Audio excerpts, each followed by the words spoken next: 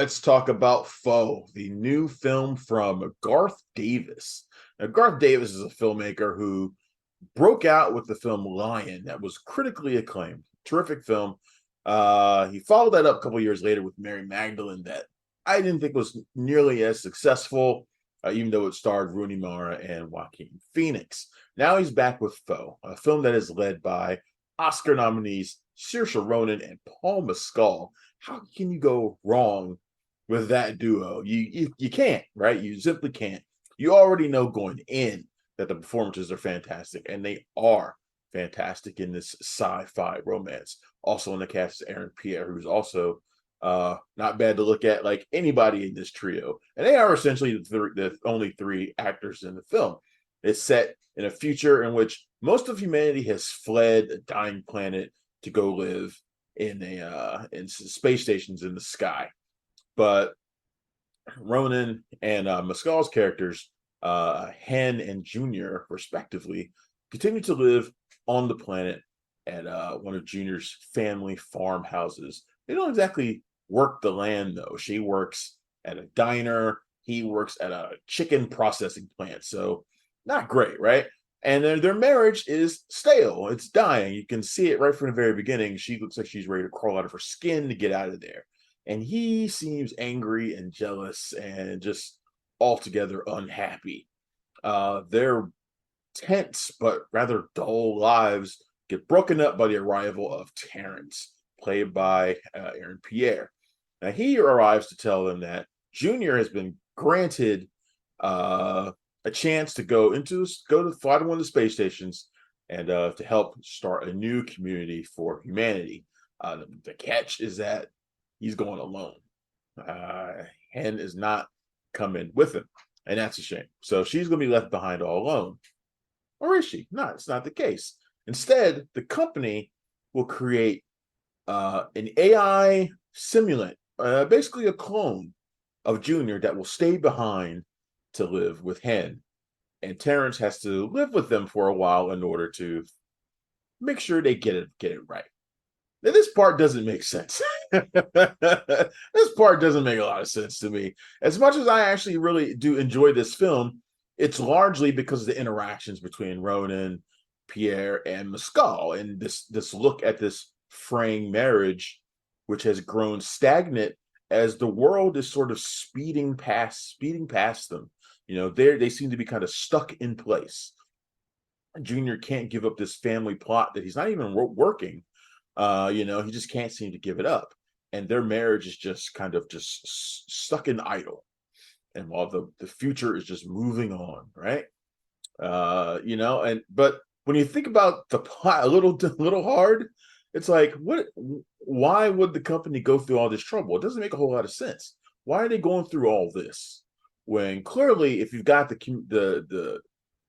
technology to be able to send people into space to create whole communities, I think you probably had the ability to create some form of communication between Hen and Junior. So it didn't really make any sense to me that they would go through all this trouble for this, and the movie doesn't make any attempts to really explain it. We're just meant to believe it.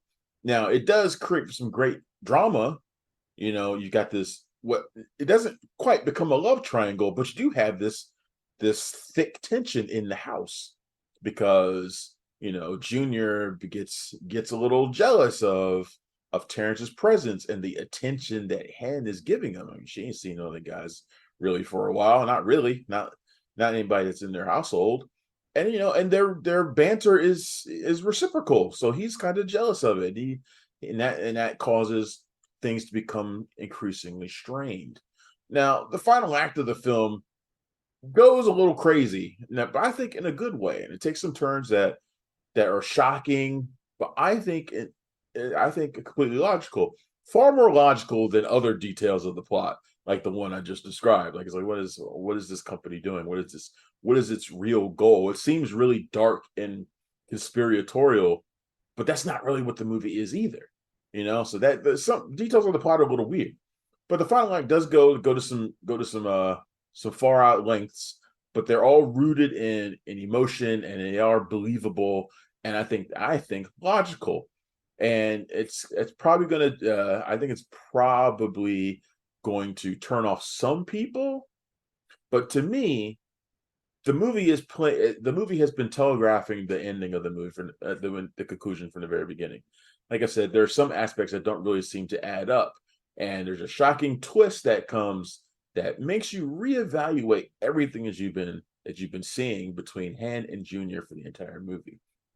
Obviously, I'm trying not to give that away because it is the movie's big secret.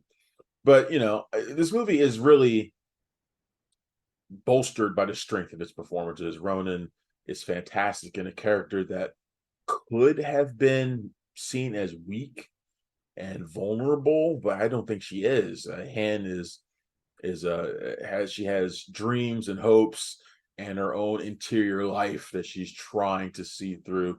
And Mescal is my favorite actor working today, man. He's got the enigmatic, angry guy thing down pat, man. He's just got it nailed, and he has it nailed here as well. I think him and Ronan are fantastic together. I'd love to see them in more movies together, actually. This movie's gorgeous as well, not just the cast, but the cinematography. It's got this really great pink-hued desert feel, windswept desert backdrop. Looks really, really nice. The movie's beautifully done. It's really well done. And I think Davis is one of the best filmmakers who has yet to find his groove. Like, he's only made 3 movies so far. One I think is fantastic, and one I think is a dud. And this one, which I think is good, but not what it probably could be. Some people are going to call it a disappointment because you got so much star power and a premise as clever as this one, and it doesn't quite reach the heights that it could have. But I still think it's worth going to check out. Foe has too much talent to ignore.